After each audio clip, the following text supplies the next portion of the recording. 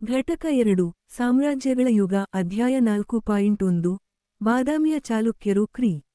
ಶ. 500ರಿಂದ 757 ಗಂಗ ಮತ್ತು ಕದಂಬರ ಕಾಲದಲ್ಲಿ ಮೂಡಿದ ಏಕೀಕೃತ ಕರ್ನಾಟಕದ ಕಲ್ಪನೆಯು ಬಾದಾಮಿಯ ಚಾಲುಕ್ಯರ ಆಳ್ವಿಕೆಯಲ್ಲಿ ಒಂದು ದೊಡ್ಡ ಸಾಮ್ರಾಜ್ಯವಾಗಿ ವಿಸ್ತರಿಸಿತು. ಕ್ರಿ. ಶ. 6ನೇ ಶತಮಾನದಿಂದ 8ನೇ ಶತಮಾನದವರೆಗೆ ಆಳ್ವಿಕೆ ನಡೆಸಿದ ಚಾಲುಕ್ಯರಲ್ಲಿ 3 ಪ್ರಮುಖ ಶಾಖೆಗಳಿದ್ದವು: ಬಾದಾಮಿಯ ಚಾಲುಕ್ಯರು, ಮೊದಲ ಪಶ್ಚಿಮ ಚಾಲುಕ್ಯರು, ಕಲ್ಯಾಣದ ಚಾಲುಕ್ಯರು, ನಂತರದ ಪಶ್ಚಿಮ ಚಾಲುಕ್ಯರು, ಮತ್ತು ವೆಂಗಿಯ ಚಾಲುಕ್ಯರು, ಪೂರ್ವ ಚಾಲುಕ್ಯರು. ಈ 3 ಶಾಖೆಗಳಲ್ಲಿ ಮೊದಲ 2 ಕರ್ನಾಟಕದ ಇತಿಹಾಸಕ್ಕೆ ಬಹಳ ಮುಖ್ಯವಾದವು. ಬಾದಾಮಿಯ ಚಾಲುಕ್ಯರಲ್ಲಿ 2ನೆಯ ಪುಲಿಕೇಶಿ, 1ನೆಯ ವಿಕ್ರಮಾದಿತ್ಯ ಮತ್ತು 2ನೆಯ ವಿಕ್ರಮಾದಿತ್ಯರು ಹೆಚ್ಚು ಪ್ರಸಿದ್ಧರಾಗಿದ್ದಾರೆ.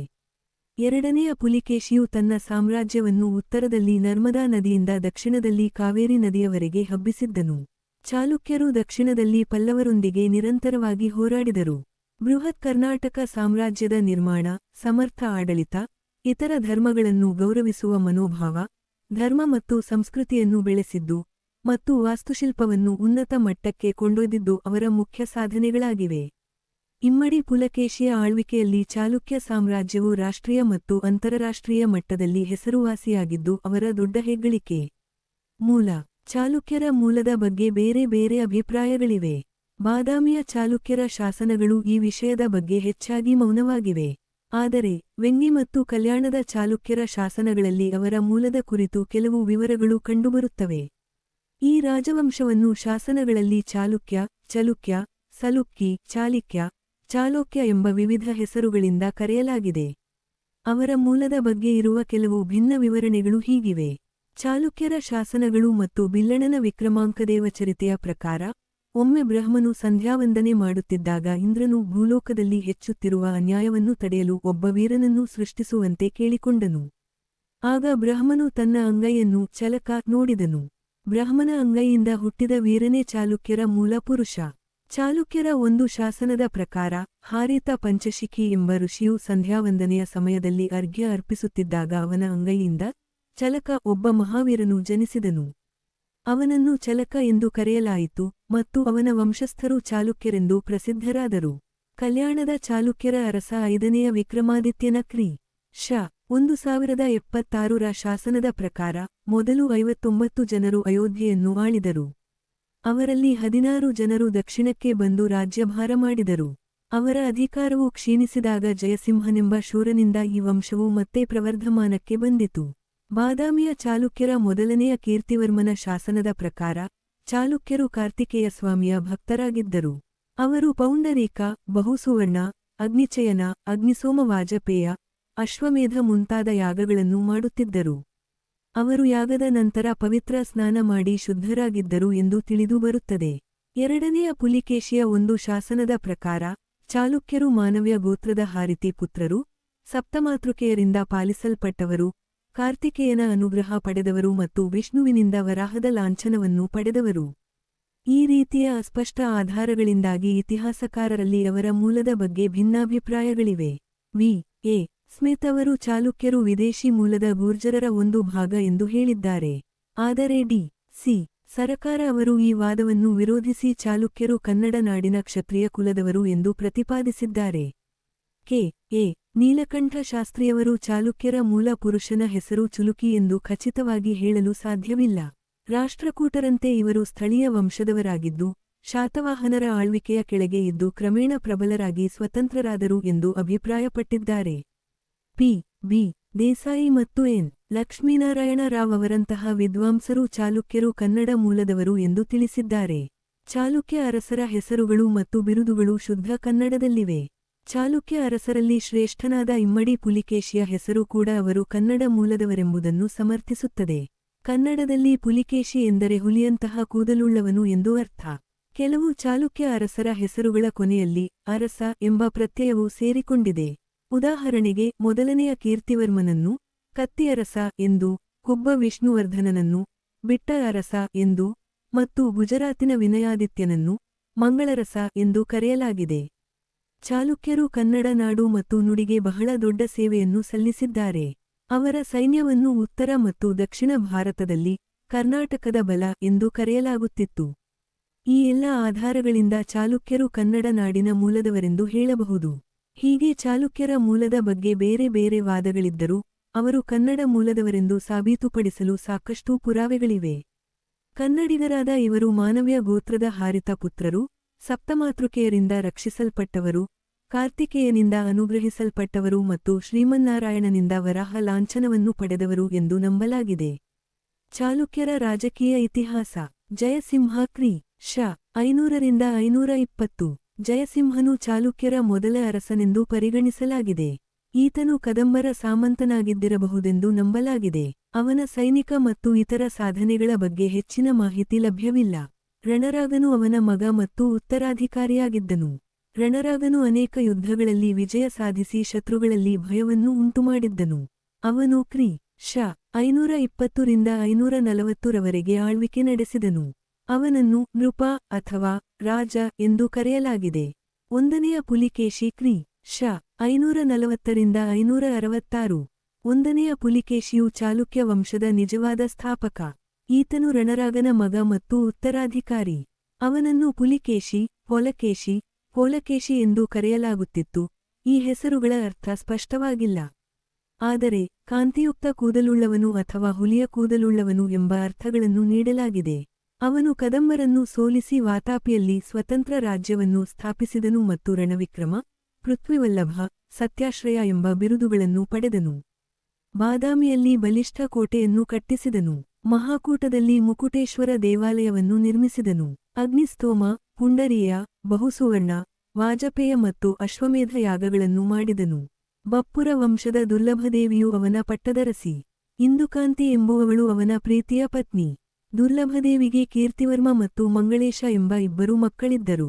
ಬನವಾಸಿಯ ಸುತ್ತಮುತ್ತಲಿನ ಪ್ರದೇಶಗಳಲ್ಲಿ ಬಂಡೆಗಳನ್ನು ಕೊರೆದು ದೇವಾಲಯಗಳನ್ನು ನಿರ್ಮಿಸುವ ಕಾರ್ಯವನ್ನು ಇವನು ಪ್ರಾರಂಭಿಸಿದನು.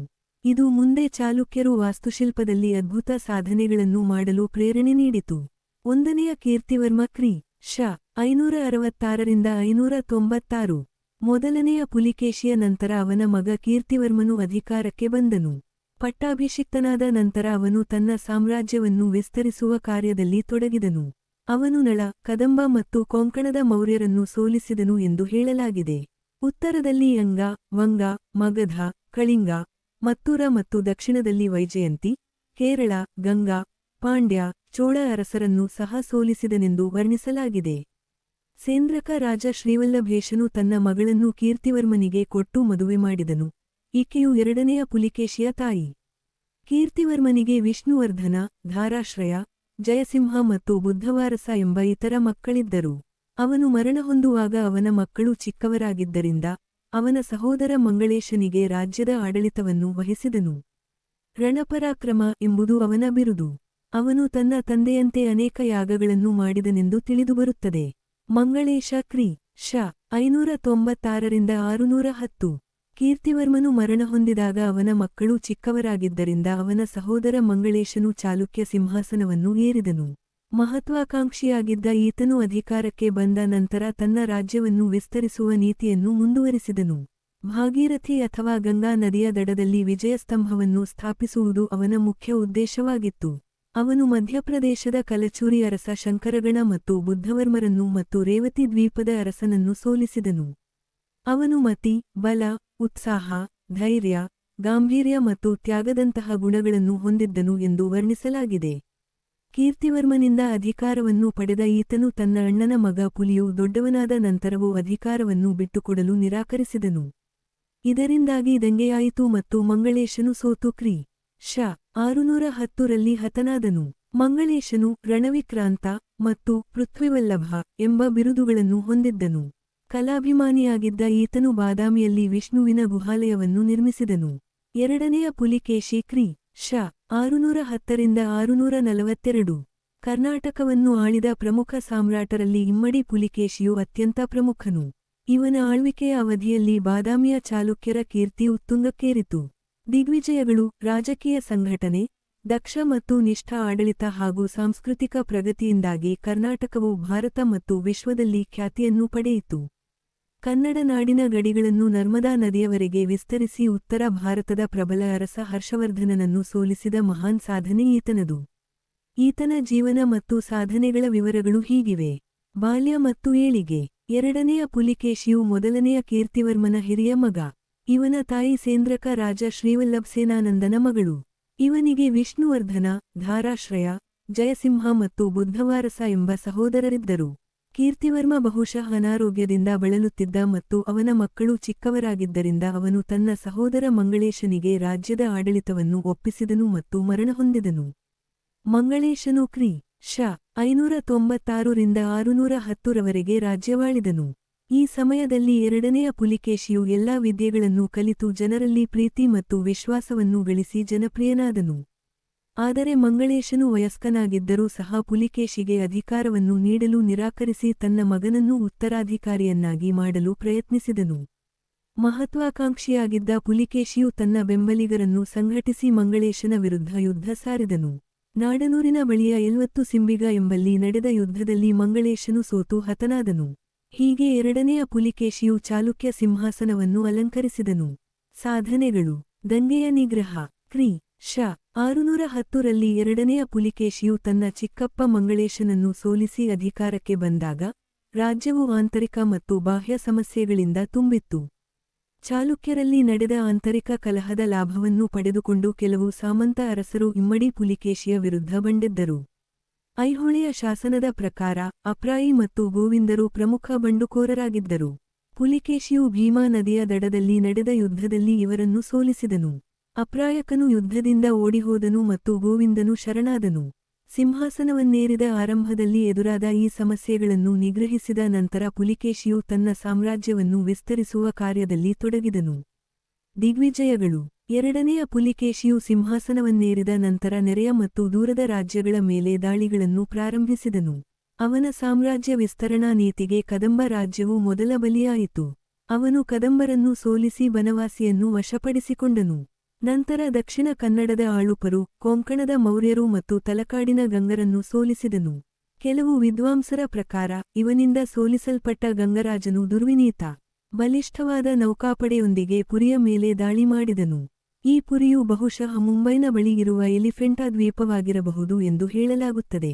ಈ ವಿಜಯಗಳಿಂದ ಉತ್ಸಾಹಿತನಾಗಿ ಅವನು ಉತ್ತರದ ಲಾಟ, ಮಾಳವ ಮತ್ತು ಗುರ್ಜರರನ್ನು ಸೋಲಿಸಿದನು.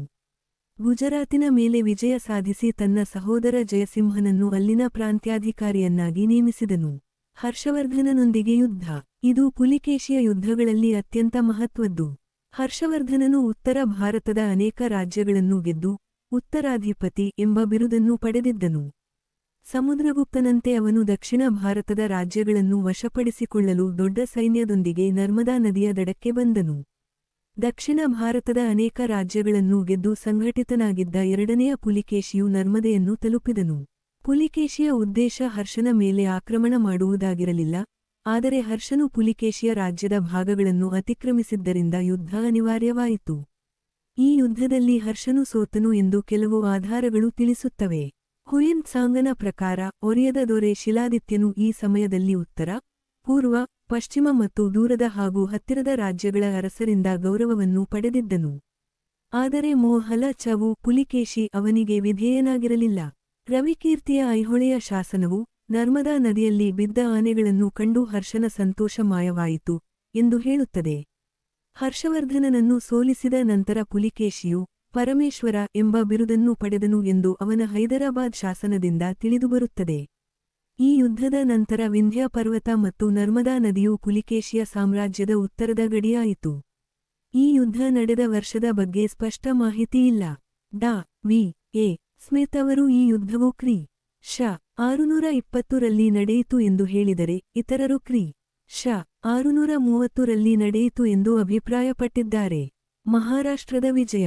ಹರ್ಷನ ಮೇಲಿನ ವಿಜಯವು ಪುಲಿಕೇಶಿಯ ಗೌರವವನ್ನು ಹೆಚ್ಚಿಸಿತು. ಈ ವಿಜಯದ ನಂತರ ಪುಲಿಕೇಶಿಯು ಮಹಾರಾಷ್ಟ್ರ ಕ್ಷತ್ರಿಯರು ಎಂದು ಪ್ರಸಿದ್ಧವಾದ ಪ್ರದೇಶದ ದೊರೆಯಾದನು. ಈ ಪ್ರದೇಶವು ಮಹಾರಾಷ್ಟ್ರ, ಕರ್ನಾಟಕ ಮತ್ತು ಕೊಂಕಣ ಪ್ರದೇಶಗಳ 99,000 ಹಳ್ಳಿಗಳನ್ನು ಒಳಗೊಂಡಿತ್ತು. ಮಹಾರಾಷ್ಟ್ರದ ಮಹಾರಥಿಯು ಅವನ ಆಳ್ವಿಕೆಯನ್ನು ಒಪ್ಪಿಕೊಂಡನು. ಈ ದಂಡಯಾತ್ರೆಯ ಬಗ್ಗೆ ಹೆಚ್ಚಿನ ವಿವರಗಳು ಲಭ್ಯವಿಲ್ಲ. ಪೂರ್ವ ಭಾರತದ ವಿಜಯಗಳು. ಮೇಲಿನ ಯಶಸ್ವಿ ದಂಡಯಾತ್ರೆಗಳ ನಂತರ ಪುಲಿಕೇಶಿಯು ರಾಜ್ಯದಲ್ಲಿ ಶಾಂತಿಯನ್ನು ಸ್ಥಾಪಿಸಲು, ಪ್ರಜೆಗಳ ವೆಲ್ಫೇರ್ ಅನ್ನು ನೋಡಿಕೊಳ್ಳಲು ಮತ್ತು ಗೆದ್ದ ಪ್ರದೇಶಗಳನ್ನು ಸಂಘಟಿಸಲು ಗಮನಹರಿಸಿದನು. ಕೆಲವು ವರ್ಷಗಳ ನಂತರ ಅವನು ಪೂರ್ವ ಭಾರತದ ಪ್ರದೇಶಗಳ ಮೇಲೆ ದಾಳಿಗಳನ್ನು ಪ್ರಾರಂಭಿಸಿದನು. ಐಹೊಳೆಯ ಶಾಸನವು ಈ ದಾಳಿಗಳ ಬಗ್ಗೆ ವಿವರಿಸುತ್ತದೆ. ಅವನು ಪೂರ್ವ ಕರಾವಳಿಯಲ್ಲಿ ಪಾಂಡುವಂಶದ ಅರಸರು ಆಳುತ್ತಿದ್ದ ದಕ್ಷಿಣ ಕೋಸಲ ಮತ್ತು ಗಂಗರ ವಶದಲ್ಲಿದ್ದ ಕಳಿಂಗ ರಾಜ್ಯಗಳನ್ನು ಗೆದ್ದನು. ಈ ವಿಜಯಗಳ ನಂತರ ದಕ್ಷಿಣಕ್ಕೆ ತಿರುಗಿ ಆಂಧ್ರದ ಗೋದಾವರಿ ಜಿಲ್ಲೆಯ ಪಿಷ್ಠಪುರವನ್ನು ವಶಪಡಿಸಿಕೊಂಡನು. ಈ ಪ್ರದೇಶಗಳ ಆಡಳಿತವನ್ನು ನೋಡಿಕೊಳ್ಳಲು ಅವನು ತನ್ನ ತಮ್ಮ ಕುಬ್ಬ ವಿಷ್ಣುವರ್ಧನನನ್ನು ನೇಮಿಸಿದನು. ನಂತರ ವಿಷ್ಣುವರ್ಧನನು ಸ್ವತಂತ್ರವಾಗಿ ಪೂರ್ವ ಚಾಲುಕ್ಯರ ಅಥವಾ ವೆಂಗಿ ಚಾಲುಕ್ಯರ ವಂಶವನ್ನು ಸ್ಥಾಪಿಸಿದನು. ಚಾಲುಕ್ಯ ಮತ್ತು ಪಲ್ಲವರ ಯುದ್ಧಗಳು. ಚಾಲುಕ್ಯರು ಮತ್ತು ಪಲ್ಲವರ ನಡುವೆ ಅನೇಕ ಯುದ್ಧಗಳು ನಡೆದವು. ಈ ಯುದ್ಧಗಳಿಗೆ ನಿಖರವಾದ ಕಾರಣಗಳು ತಿಳಿದಿಲ್ಲ, ಆದರೆ ಪರಸ್ಪರ ದ್ವೇಷ, ಒಬ್ಬರ ಏಳಿಗೆಯನ್ನು ಇನ್ನೊಬ್ಬರು ಸಹಿಸದಿರುವುದು ಮತ್ತು ಗಡಿಗಳನ್ನು ವಿಸ್ತರಿಸುವ ಆಸೆ ಪಲ್ಲವರು ಮತ್ತು ಚಾಲುಕ್ಯರ ನಡುವಿನ ಸಂಘರ್ಷಕ್ಕೆ ಕಾರಣವಾಗಿರಬಹುದು. ಪಲ್ಲವರು ಮತ್ತು ಚಾಲುಕ್ಯರ ಹೋರಾಟವು ಎರಡನೆಯ ಪುಲಿಕೇಶಿಯ ಕಾಲದಲ್ಲಿ ಪ್ರಾರಂಭವಾಯಿತು. ಈ ಸಮಯದಲ್ಲಿ ಪಲ್ಲವರು ದಕ್ಷಿಣದಲ್ಲಿ ಪ್ರಬಲರಾಗಿದ್ದರು. ಪಲ್ಲವ ಅರಸ ಮಹೇಂದ್ರವರ್ಮನು ಪುಲಿಕೇಶಿಯಂತೆ ಶಕ್ತಿಯುತನಾಗಿದ್ದನು. ಕೊಲ್ಲೇರುವಿನ ಪೃಥ್ವಿರಾಜನು ಪಲ್ಲವರ ಸಾಮಂತನಾಗಿದ್ದನು. ಎರಡನೆಯ ಪುಲಿಕೇಶಿಯು ಕೊಲ್ಲೇರುವಿನ ಮೇಲೆ ದಾಳಿ ಮಾಡಿ ವಿಜಯ ಸಾಧಿಸಿದನು. ಈ ಯುದ್ಧದಲ್ಲಿ ಇಮ್ಮಡಿ ಪುಲಿಕೇಶಿಯ ಮಾವ ಮತ್ತು ರಾಣಿ ಕದಂಬಾಳೆಯ ತಂದೆ ವೀರಾವೇಶದಿಂದ ಹೋರಾಡಿ ಮರಣ ಹೊಂದಿದನು. ಈ ವಿಜಯದಿಂದ ಉತ್ಸಾಹಿತನಾದ ಪುಲಿಕೇಶಿಯು ಪಲ್ಲವ ರಾಜ್ಯದ ಮೇಲೆ ಆಕ್ರಮಣ ಮಾಡಿದನು. ಪುಲ್ಲರ ಎಂಬಲ್ಲಿ ನಡೆದ ಯುದ್ಧದಲ್ಲಿ ಮಹೇಂದ್ರವರ್ಮನು ಸೋತು ಕಂಚಿಯ ಕೋಟೆಯಲ್ಲಿ ಆಶ್ರಯ ಪಡೆದನು. ಪುಲಿಕೇಶಿಯು ಕಂಚಿಯ ಕೋಟೆಯನ್ನು ಮುತ್ತಿದನು ಮತ್ತು ವಶಪಡಿಸಿಕೊಂಡನು.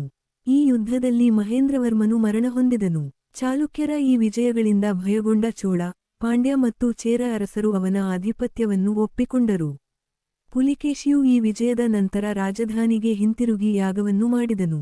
ಪಲ್ಲವರು ಚಾಲುಕ್ಯರ ದಾಳಿಗಳಿಂದ ಹತಾಶರಾಗಿದ್ದರು. ಕೆಲವೇ ವರ್ಷಗಳಲ್ಲಿ ಮತ್ತೆ ಶಕ್ತಿ ಪಡೆದರು. ಮಹೇಂದ್ರವರ್ಮನ ಮಗ 1ನೇ ನರಸಿಂಹವರ್ಮನು ಅಧಿಕಾರಕ್ಕೆ ಬಂದನು. ಅವನ ಮುಖ್ಯ ಗುರಿ ಪುಲಿಕೇಶಿಯನ್ನು ಸೋಲಿಸುವುದಾಗಿತ್ತು. ಈ ಉದ್ದೇಶಕ್ಕಾಗಿ ಅವನು ಕೇರಳ, ಪಾಂಡ್ಯ ಮತ್ತು ಚೋಳರೊಂದಿಗೆ ಮೈತ್ರಿ ಮಾಡಿಕೊಂಡು ಬಲವಾದ ಸೈನ್ಯವನ್ನು ಸಿದ್ಧಪಡಿಸಿದನು. ಪುಲಿಕೇಶಿಯು ಪಲ್ಲವರನ್ನು ಸಂಪೂರ್ಣವಾಗಿ ಸೋಲಿಸಲು ದಂಡೆತ್ತಿ ಬಂದನು. ಪೆರಿಯಾಲ, ಮಣಿಮಂಗಳ ಮತ್ತು ಸುರಮಾರ ಎಂಬ ಸ್ಥಳಗಳಲ್ಲಿ ನಡೆದ ಯುದ್ಧಗಳಲ್ಲಿ ಪಲ್ಲವರು ಜಯ ಸಾಧಿಸಿದರು. ಚಾಲುಕ್ಯ ಸೈನ್ಯವು ಹಿಮ್ಮೆಟ್ಟಿತು. 1ನೇ ನರಸಿಂಹವರ್ಮನು ಹಿಂತಿರುಗುತ್ತಿದ್ದ ಚಾಲುಕ್ಯ ಸೈನ್ಯವನ್ನು ಹಿಂಬಾಲಿಸಿ ಅವರ ರಾಜಧಾನಿಯನ್ನು ಮುತ್ತಿದನು. ಪಲ್ಲವ ಸೈನ್ಯವು ಬಾದಾಮಿಯನ್ನು ಪ್ರವೇಶಿಸಿ ವಿಜಯವನ್ನು ಸಾಧಿಸಿತು. ಈ ಯುದ್ಧದಲ್ಲಿ ಪುಲಿಕೇಶಿಯು ಮರಣ ಹೊಂದಿದನು ಎಂದು ನಂಬಲಾಗಿದೆ. ಈ ವಿಜಯದ ಸಂಕೇತವಾಗಿ ನರಸಿಂಹವರ್ಮನು ಬಾದಾಮಿಯಲ್ಲಿ ವಿಜಯಸ್ತಂಭವನ್ನು ಸ್ಥಾಪಿಸಿ ವಾತಾಪಿಕೊಂಡ ಎಂಬ ಬಿರುದನ್ನು ಪಡೆದು ಹಿಂದಿರುಗಿದನು. ಈ ಸೋಲು ಚಾಲುಕ್ಯರ ಮೇಲೆ ಗಂಭೀರ ಪರಿಣಾಮಗಳನ್ನು ಉಂಟುಮಾಡಿತು. ಸುಮಾರು 13 ವರ್ಷಗಳ ಕಾಲ ಚಾಲುಕ್ಯರು ದುರ್ಬಲರಾಗಿದ್ದರು. ಎರಡನೆಯ ಪುಲಿಕೇಶಿಗೆ ಆದಿತ್ಯವರ್ಮ, ಚಂದ್ರಾದಿತ್ಯ, ವಿಕ್ರಮಾದಿತ್ಯ, ಧಾರಾಶ್ರಯ, ಜಯಸಿಂಹ ಎಂಬ ಮಕ್ಕಳಿದ್ದರು. ಅವರಲ್ಲಿ ವಿಕ್ರಮಾದಿತ್ಯನು ಕ್ರಿ. ಶ. 655ರಲ್ಲಿ ಅಧಿಕಾರಕ್ಕೆ ಬಂದು ಚಾಲುಕ್ಯರ ಗೌರವವನ್ನು ಮತ್ತೆ ಹೆಚ್ಚಿಸಿದನು. ವ್ಯಕ್ತಿತ್ವ. ಅನೇಕ ಪ್ರತಿಭೆಗಳನ್ನು ಹೊಂದಿದ್ದ ಇಮ್ಮಡಿ ಪುಲಿಕೇಶಿಯು ಕರ್ನಾಟಕ ಮತ್ತು ಭಾರತವನ್ನು ಆಳಿದ ಶ್ರೇಷ್ಠ ಸಾಮ್ರಾಟರಲ್ಲಿ ಒಬ್ಬನು. ಮಹತ್ವಾಕಾಂಕ್ಷಿಯಾಗಿದ್ದ ಈತನು ತನ್ನ ಚಿಕ್ಕಪ್ಪನನ್ನು ಸೋಲಿಸಿ ಕಾನೂನುಬದ್ಧವಾಗಿ ಚಾಲುಕ್ಯ ಸಿಂಹಾಸನವನ್ನು ಅಲಂಕರಿಸಿದನು. ಪಶ್ಚಿಮ, ಉತ್ತರ ಮತ್ತು ಪೂರ್ವ ಭಾರತದಲ್ಲಿನ ಅವನ ವಿಜಯಗಳು ಅವನ ಅಸಾಧಾರಣ ಸೈನಿಕ ಸಾಮರ್ಥ್ಯವನ್ನು ತೋರಿಸುತ್ತವೆ. ಉತ್ತರ ಭಾರತದ ಪ್ರಬಲ ಅರಸ ಹರ್ಷನನ್ನು ಸೋಲಿಸಿದ್ದು ಅವನ ಸೈನಿಕ ಸಾಮರ್ಥ್ಯದ ದೊಡ್ಡ ಸಾಧನೆ. ಕರ್ನಾಟಕದ ಎಲ್ಲಾ ಪ್ರದೇಶಗಳನ್ನು ಒಂದುಗೂಡಿಸಿ ಕರ್ನಾಟಕವನ್ನು ಬಲಿಷ್ಠ ಸಾಮ್ರಾಜ್ಯವನ್ನಾಗಿ ಪರಿವರ್ತಿಸಿದ ಮೊದಲ ಕರ್ನಾಟಕದ ಸಾಮ್ರಾಟನೆಂಬ ಕೀರ್ತಿ ಅವನಿಗೆ ಸಲ್ಲುತ್ತದೆ. ಅವನು ಧೈರ್ಯಶಾಲಿ ಯೋಧನಾಗಿದ್ದಲ್ಲದೆ ದಕ್ಷ ಆಡಳಿತಗಾರ, ಪ್ರಜೆಗಳ ಹಿತವನ್ನು ಬಯಸುವವನು, ಕಲೆ ಮತ್ತು ಸಾಹಿತ್ಯದ ಪೋಷಕ, ದಯಾಳು ಮತ್ತು ಧರ್ಮನಿಷ್ಠ ವ್ಯಕ್ತಿಯಾಗಿದ್ದನು. ಅವನ ಆಳ್ವಿಕೆಯಲ್ಲಿ ಕರ್ನಾಟಕವು ವಿಶ್ವದಾದ್ಯಂತ ಖ್ಯಾತಿಯನ್ನು ಗಳಿಸಿತು. ಇರಾನಿನ ಅರಸ 2ನೇಯ ಖುಸ್ರು ಶಹನು ಅವನ ಸಮಕಾಲೀನನಾಗಿದ್ದನು. ತಬರಿ ಎಂಬ ಮುಸ್ಲಿಂ ಇತಿಹಾಸಕಾರನು ಇರಾನಿನ ಸಾಮ್ರಾಟ ಖುಸ್ರು ಶಹನು ಪುಲಿಕೇಶಿಯ ರಾಯಭಾರಿಯನ್ನು ಸ್ವಾಗತಿಸಿದನೆಂದು ಹೇಳಿದ್ದಾನೆ. ಅಜಂತಾ ಗುಹೆಯಲ್ಲಿ 2ನೇಯ ಪುಲಿಕೇಶಿಯು ಇರಾನಿನ ರಾಯಭಾರಿಯನ್ನು ಸ್ವಾಗತಿಸುತ್ತಿರುವ ಚಿತ್ರವಿದೆ. ಇದು ಎರಡು ರಾಜ್ಯಗಳ ನಡುವಿನ ಸಂಬಂಧವನ್ನು ಸೂಚಿಸುತ್ತದೆ. ಅವನು ಸತ್ಯಾಶ್ರಯ, ಪೃಥ್ವಿವಲ್ಲಭ, ಪರಮೇಶ್ವರ ಎಂಬ ಬಿರುದುಗಳನ್ನು ಹೊಂದಿದ್ದನು. ಚೀನಿ ಯಾತ್ರಿಕ ಹುಯೆನ್ ತ್ಸಾಂಗನು ಪುಲಿಕೇಶಿ ಮತ್ತು ಕನ್ನಡಿಗರ ಗುಣಗಳನ್ನು ವಿವರಿಸಿದ್ದಾನೆ. ಅವನ ಪ್ರಕಾರ ಚಾಲುಕ್ಯ ವಂಶದ ಪೊಲೊಕೇಶಿಯು ಪ್ರಭಾವಶಾಲಿ ಶಿಲಾದಿತ್ಯನನ್ನು, ಹರ್ಷನನ್ನು ಸೋಲಿಸಿದನು. ಕರ್ನಾಟಕದ ರಾಜರು ಯುದ್ಧಪ್ರಿಯರು, ಹೆಮ್ಮೆಪಡುವವರು, ಕೃತಜ್ಞರು, ಆಶ್ರಿತರನ್ನು ರಕ್ಷಿಸುವವರು, ಅವಮಾನ ಮಾಡಿದ ಶತ್ರುಗಳ ಪ್ರಾಣವನ್ನು ತೆಗೆಯುವ ಛಲವನ್ನು ಹೊಂದಿದವರು ಮತ್ತು ದಾನಿಗಳು ಎಂದು ಹೊಗಳಿದ್ದಾನೆ. 1ನೆಯ ವಿಕ್ರಮಾದಿತ್ಯ ಕ್ರಿ. ಶ. 655 681. 2ನೆಯ ಪುಲಿಕೇಶಿಯ ಮರಣದ ನಂತರ ಚಾಲುಕ್ಯ ಸಾಮ್ರಾಜ್ಯದಲ್ಲಿ 13 ವರ್ಷಗಳ ಕಾಲ ಉಂಟಾದ ರಾಜಕೀಯ ಅಸ್ಥಿರತೆಯನ್ನು ಕೊನೆಗೊಳಿಸಿ ಶಾಂತಿಯನ್ನು ಸ್ಥಾಪಿಸಿದ ಕೀರ್ತಿ ಈತನಿಗೆ ಸಲ್ಲುತ್ತದೆ. ಸಿಂಹಾಸನವನ್ನೇರಿದ ನಂತರ ಬಲವಾದ ಸೈನ್ಯದೊಂದಿಗೆ ಪಲ್ಲವರ ಮೇಲೆ ದಾಳಿ ಮಾಡಿದನು. 1ನೆಯ ನರಸಿಂಹವರ್ಮ, 2ನೆಯ ಮಹೇಂದ್ರವರ್ಮ ಮತ್ತು ಪರಮೇಶ್ವರವರ್ಮ ಎಂಬ ಪಲ್ಲವರಸರನ್ನು ಸೋಲಿಸಿದನು. ಕೇರಳ, ಚೋಳ, ಪಾಂಡ್ಯ ಮತ್ತು ಸಿಂಹಳದ ಅರಸರನ್ನು ಸಹ ಅವನು ಸೋಲಿಸಿದನು ಎಂದು ಶಾಸನಗಳು ತಿಳಿಸುತ್ತವೆ. ಈ ಯುದ್ಧಗಳಲ್ಲಿ ಅವನ ಮಗ ವಿನಯಾದಿತ್ಯನು ಪ್ರಮುಖ ಪಾತ್ರ ವಹಿಸಿದ್ದನು. ಆರಂಭದಲ್ಲಿ ವೈಷ್ಣವನಾಗಿದ್ದ ಈತನು ನಂತರ ಸುದರ್ಶನಾಚಾರ್ಯರಿಂದ ಶೈವಧರ್ಮವನ್ನು ಸ್ವೀಕರಿಸಿ ಪರಮೇಶ್ವರ ಎಂಬ ಬಿರುದನ್ನು ಧರಿಸಿದನು. ವಿನಯಾದಿತ್ಯ ಕ್ರಿ. ಶ. 681 696. ವಿನಯಾದಿತ್ಯನು ಅಧಿಕಾರಕ್ಕೆ ಬಂದಾಗ 63 ವರ್ಷ ವಯಸ್ಸಿನವನಾಗಿದ್ದನು. ಅವನು ತನ್ನ ತಂದೆಯ ದಂಡಯಾತ್ರೆಗಳಲ್ಲಿ ಪ್ರಮುಖ ಪಾತ್ರ ವಹಿಸಿದ್ದನು. ಅವನ ಆಳ್ವಿಕೆಯ ಕಾಲವು ಶಾಂತಿ ಮತ್ತು ಸಮೃದ್ಧಿಯಿಂದ ಕೂಡಿತ್ತು. ಅವನನ್ನು ಧರ್ಮರಾಜ, ವಾಸುದೇವ, ಪರಶುರಾಮ ಮತ್ತು ಭರತ ಎಂದು ವರ್ಣಿಸಲಾಗಿದೆ. ಅವನ ರಾಣಿ ವಿನಯವತಿಯು ವಾತಾಪಿಯಲ್ಲಿ ಬ್ರಹ್ಮ, ವಿಷ್ಣು ಮತ್ತು ಮಹೇಶ್ವರರ ಮೂರ್ತಿಗಳನ್ನು ಪ್ರತಿಷ್ಠಾಪಿಸಿದಳು.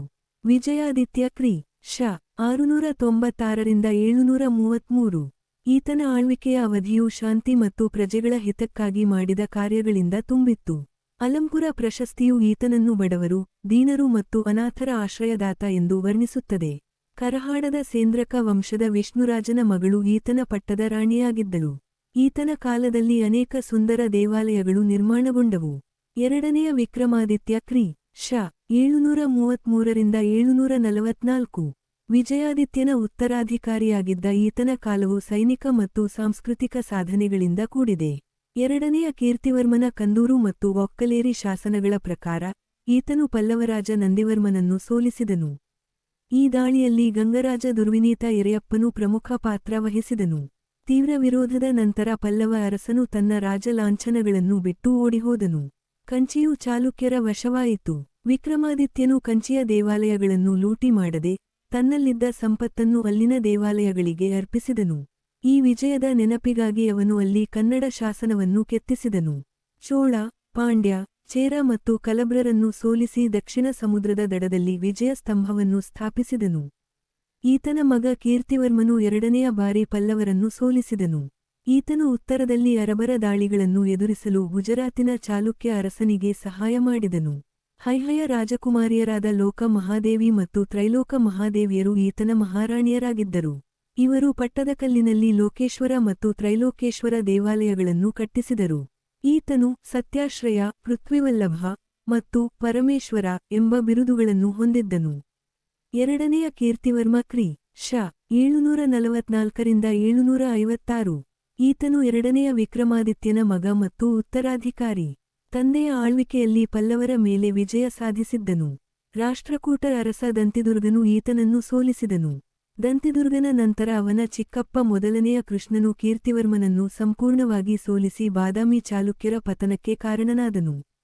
ಹೀಗೆ ಮೊದಲನೆಯ ಪುಲಿಕೇಶಿಯಿಂದ ಪ್ರವರ್ಧಮಾನಕ್ಕೆ ಬಂದ ಬಾದಾಮಿಯ ಚಾಲುಕ್ಯರ ವಂಶವು 200 ವರ್ಷಗಳ ಕಾಲ ಆಳ್ವಿಕೆ ನಡೆಸಿ 2ನೆಯ ಕೀರ್ತಿವರ್ಮನ ಕಾಲದಲ್ಲಿ ಅವನತಿಯನ್ನು ಹೊಂದಿತು. ಬಾದಾಮಿಯ ಚಾಲುಕ್ಯರ ಆಡಳಿತ. ಬಾದಾಮಿಯ ಚಾಲುಕ್ಯರು ಕೇವಲ ಸಾಮ್ರಾಜ್ಯ ನಿರ್ಮಾಪಕರಷ್ಟೇ ಅಲ್ಲದೆ ಸಮರ್ಥ ಆಡಳಿತಗಾರರೂ ಆಗಿದ್ದರು. ಅವರ ಆಡಳಿತದ ನೀತಿ ಮತ್ತು ಗುರಿಗಳು ಭಾರತದ ಪ್ರಾಚೀನ ಧರ್ಮಶಾಸ್ತ್ರಗಳನ್ನು ಆಧರಿಸಿದ್ದವು. ಮೊದಲನೆಯ ಮತ್ತು 2ನೆಯ ಪುಲಿಕೇಶಿ, 1ನೆಯ ಮತ್ತು 2ನೆಯ ವಿಕ್ರಮಾದಿತ್ಯರು ದಕ್ಷ ಆಡಳಿತಗಾರರಾಗಿದ್ದರು. ಅವರ ಕಾಲದ ಶಾಸನಗಳು ಮತ್ತು ಸಾಹಿತ್ಯಗಳು ಅವರ ಆಡಳಿತ ವ್ಯವಸ್ಥೆಯ ಬಗ್ಗೆ ಬೆಳಕು ಚೆಲ್ಲುತ್ತವೆ. ಅವರ ಕಾಲದ ಕ್ರಿ. ಶ. 7ನೇ ಶತಮಾನದ ಕಪ್ಪೆ ಅರಭಟ್ಟನ ಶಾಸನವು ಸಾಧುಂಗೆ ಸಾಧು, ಮಾಧುರ್ಯಂಗೆ ಮಾಧುರ್ಯಂ, ಬಾಧಿಪ್ಪ ಕಲಿಗೆ ಕಲಿಯುಗ ವಿಪರೀತನ್, ಮಾಧವ ನೀತನ್ ಪೆರನಲ್ಲ ಎಂದು ಹೇಳುತ್ತದೆ. ಇದರರ್ಥ ಒಳ್ಳೆಯವರಿಗೆ ಒಳ್ಳೆಯವನು, ಮಧುರರಿಗೆ ಮಧುರನು, ಕೆಟ್ಟವರಿಗೆ ಕೆಟ್ಟವನೂ ಆಗಿರುವ ಈತನು ಅಸಾಮಾನ್ಯನಾದ ಮಾಧವನೇ ಆಗಿದ್ದಾನೆ. ಈ ಶಾಸನವು ಕನ್ನಡಿಗರ ಗುಣ ಸ್ವಭಾವಗಳನ್ನು ಪ್ರತಿಬಿಂಬಿಸುತ್ತದೆ. ಶಿಷ್ಟರನ್ನು ರಕ್ಷಿಸುವುದು ಮತ್ತು ದುಷ್ಟರನ್ನು ಶಿಕ್ಷಿಸುವುದು ಅವರ ಆಡಳಿತ ನೀತಿಯಾಗಿತ್ತು ಎಂದು ಇದು ತಿಳಿಸುತ್ತದೆ. ಅವರ ಆಡಳಿತ ನೀತಿಯ ಪ್ರಮುಖ ಲಕ್ಷಣಗಳು ಹೀಗಿವೆ. ಕೇಂದ್ರ ಸರ್ಕಾರ. ರಾಜ. ಪ್ರಾಚೀನ ಭಾರತೀಯರ ಸಪ್ತಾಂಗ ರಾಜನೀತಿ ವ್ಯವಸ್ಥೆಯ ಪ್ರಕಾರ ರಾಜನು ರಾಜ್ಯದ ಅತ್ಯುನ್ನತ ಅಧಿಕಾರಿಯಾಗಿದ್ದನು. ಅನುವಂಶೀಯ ರಾಜಪ್ರಭುತ್ವ ಆಡಳಿತ ಪದ್ಧತಿಯಾಗಿತ್ತು. ರಾಜನ ಉತ್ತರಾಧಿಕಾರವು ಸಾಮಾನ್ಯವಾಗಿ ಹಿರಿಯ ಮಗನಿಗೆ ದೊರೆಯುತ್ತಿತ್ತು. ಆದರೆ ಈ ನಿಯಮವನ್ನು ಕೆಲವು ಸಂದರ್ಭಗಳಲ್ಲಿ ಉಲ್ಲಂಘಿಸಲಾಗಿದೆ. ಸಾಮಂತರು ತಮ್ಮ ರಾಜ್ಯಗಳಲ್ಲಿನ ಸಾಂಪ್ರದಾಯಿಕ ಕಾನೂನುಗಳು ಮತ್ತು ನಿಯಮಗಳ ಪ್ರಕಾರ ಆಡಳಿತ ನಡೆಸುತ್ತಿದ್ದರು. ಅವರು ಸಾಮ್ರಾಟನಿಗೆ ನಿಯಮಿತವಾಗಿ ಕಪ್ಪವನ್ನು ಸಲ್ಲಿಸುತ್ತಿದ್ದರು ಮತ್ತು ಅಗತ್ಯವಿದ್ದಾಗ ಸೈನಿಕ ಸಹಾಯವನ್ನು ನೀಡುತ್ತಿದ್ದರು. ಸಾಮ್ರಾಟನ ಆಸ್ಥಾನದಲ್ಲಿ ಸಾಮಂತರಿಗೆ ಗೌರವದ ಸ್ಥಾನವಿತ್ತು. ಗ್ರಾಮ ಆಡಳಿತ. ಗ್ರಾಮಗಳು ಆಡಳಿತದ ಅತ್ಯಂತ ಕೆಳಗಿನ ಸ್ತರದಲ್ಲಿದ್ದವು. ಗ್ರಾಮ ಸಭೆಗಳ ಮೂಲಕ ಗ್ರಾಮ ಆಡಳಿತವನ್ನು ನಡೆಸಲಾಗುತ್ತಿತ್ತು ಎಂದು ಬನ್ನಿಕೊಪ್ಪದ ಶಾಸನವು ತಿಳಿಸುತ್ತದೆ. ಗ್ರಾಮದ ಭೂಮಿಯನ್ನು ದಾನವಾಗಿ ನೀಡುವಾಗ ಗ್ರಾಮದ ಮಹಾಜನರ, ಪ್ರಮುಖ ವ್ಯಕ್ತಿಗಳ ಅನುಮತಿಯನ್ನು ಪಡೆಯಬೇಕಿತ್ತು. ಗಾಮುಂಡ ಎಂಬ ಅಧಿಕಾರಿಯು ಗ್ರಾಮ ಸಭೆಯ ಸಲಹೆಯ ಮೇರೆಗೆ ಆಡಳಿತವನ್ನು ನಿರ್ವಹಿಸುತ್ತಿದ್ದನು. ಆಡೂರು ಶಾಸನವು ಕರಣರು ಅಥವಾ ಹಳ್ಳಿಯ ಲೆಕ್ಕಿಗರ ಬಗ್ಗೆ ಉಲ್ಲೇಖಿಸುತ್ತದೆ. ಬ್ರಾಹ್ಮಣರಿಗೆ ದಾನವಾಗಿ ನೀಡಲಾಗಿದ್ದ ಹಳ್ಳಿಗಳನ್ನು ಅಗ್ರಹಾರಗಳೆಂದು ಕರೆಯಲಾಗುತ್ತಿತ್ತು. ಅಗ್ರಹಾರಗಳಲ್ಲಿ ವಾಸಿಸುತ್ತಿದ್ದ ಬ್ರಾಹ್ಮಣರು ಜ್ಞಾನವನ್ನು ಬೋಧಿಸುವ ಕಾರ್ಯದಲ್ಲಿ ತೊಡಗಿದ್ದರು. ನ್ಯಾಯ ಆಡಳಿತ. ಚಾಲುಕ್ಯ ಅರಸರು ನ್ಯಾಯಪರರಾಗಿದ್ದರು. ಸಾಮ್ರಾಟನು ಸಾಮ್ರಾಜ್ಯದ ಅತ್ಯುನ್ನತ ನ್ಯಾಯಾಧೀಶನಾಗಿದ್ದನು. ನ್ಯಾಯದ ಆಡಳಿತದಲ್ಲಿ ಧರ್ಮಗುರುಗಳು, ರಾಜಗುರುಗಳು ಮತ್ತು ಪ್ರಮುಖ ಮಂತ್ರಿಗಳು ಸಲಹೆಗಳನ್ನು ನೀಡುತ್ತಿದ್ದರು. ಧರ್ಮಶಾಸ್ತ್ರಗಳು ನ್ಯಾಯಪಾಲನೆಯ ಮುಖ್ಯ ಆಧಾರಗಳಾಗಿದ್ದವು. ಸಾಮ್ರಾಜ್ಯವನ್ನು ಪ್ರಾಂತ, ದೇಶ, ವಿಷಯ, ಭೋಗ ಮತ್ತು ಘಟಕಗಳಾಗಿ ವಿಂಗಡಿಸಲಾಗಿತ್ತು ಮತ್ತು ಆಯಾ ವಿಭಾಗಗಳ ಮುಖ್ಯಸ್ಥರು ನ್ಯಾಯವನ್ನು ನೀಡುತ್ತಿದ್ದರು. ಶಾಸನಗಳು ವಿವಿಧ ರೀತಿಯ ಶಿಕ್ಷೆಗಳ ಬಗ್ಗೆ ವಿವರಿಸುತ್ತವೆ. ಅಪರಾಧಿಗಳಿಗೆ ಮುಯ್ಯ ಪದ್ಧತಿಯ ಶಿಕ್ಷೆ ನೀಡಲಾಗುತ್ತಿತ್ತು. ಕಾನೂನು ಸಂಹಿತೆ ಕಠಿಣವಾಗಿತ್ತು. ಕೆಲವು ಅಪರಾಧಿಗಳನ್ನು ಗಡೀಪಾರು ಮಾಡಲಾಗುತ್ತಿತ್ತು ಮತ್ತು ಅವರ ಆಸ್ತಿಯನ್ನು ಮುಟ್ಟುಗೋಲು ಹಾಕಿಕೊಳ್ಳಲಾಗುತ್ತಿತ್ತು. ಕೆಲವರಿಗೆ ಜೈಲು ಶಿಕ್ಷೆಯನ್ನು ವಿಧಿಸಲಾಗುತ್ತಿತ್ತು.